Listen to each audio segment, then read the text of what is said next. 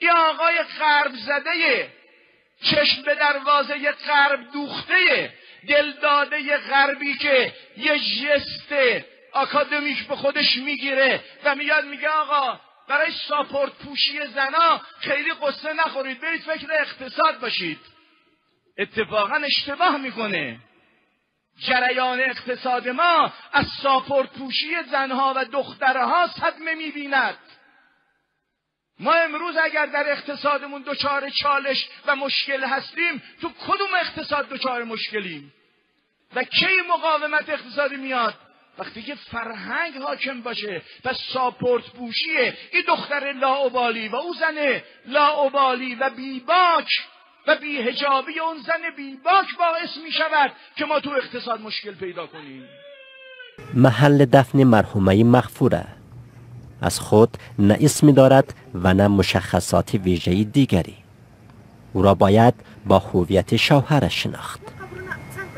یکی از بزرگترین قبرستان‌های پایتخت، 10 سنگ قبر با نوشته‌های مشابه. تفاوت جنسیتی در جامعه به شدت مرد سالار افغانستان. این یکی هم اسمش و هم تصویرش روی سنگ حک شده. اما این مرحومه مغفوره باید با هویت دیگری شناخته شود. اینجا در افغانستان از حضرت خدیجه، از حضرت عایشه، از حضرت فاطمه زهرا و از حضرت زینب و همینطور ملاله و شیرین بسیاری ها با افتخار یاد میکنند. چهره های نامدار در تاریخ اسلام و در تاریخ افغانستان. اما برای بسیاری اسم زن، خواهر و همسر خط قرمزشان است. اگر از کسی اسم خواهر و یا مادرش را بپرسید، ممکنه در موارد به دردسر بزرگ خودتان را انداخته باشید. اسم خواهرت چیه؟ نمیش. مشکل در کجا هست؟ مشکل در کجاست؟ مشکل داشت با خجالت باید بکشم پیش روی مردم که در اونجا مردم باشم ما اسم مادر یا خواهر خدا بگیرم. کتمان هویت زن ریشه در فرهنگ و بافت سنتی جامعه افغانستان دارد. هرچی به گذشته دور برویم، زن افغان کمتر با هویت خودش شناخته می شود.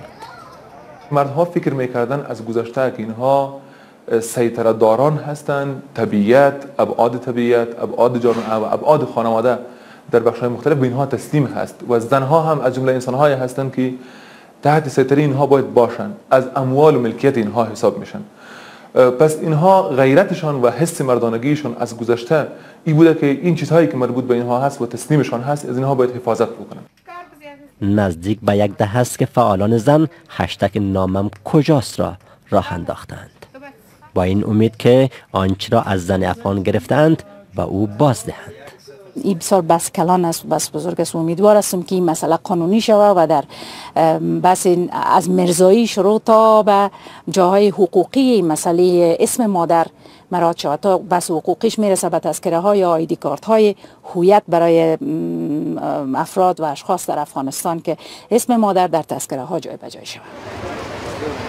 هرچند در 16 سال اخیر تلاش های زیادی برای ابراز هویت زنان صورت گرفته، هنوز در کارت های عروسی و فاتحه کمتر اسمی از زنان برده می شود. اسماعیل شهامت، BBC کابل.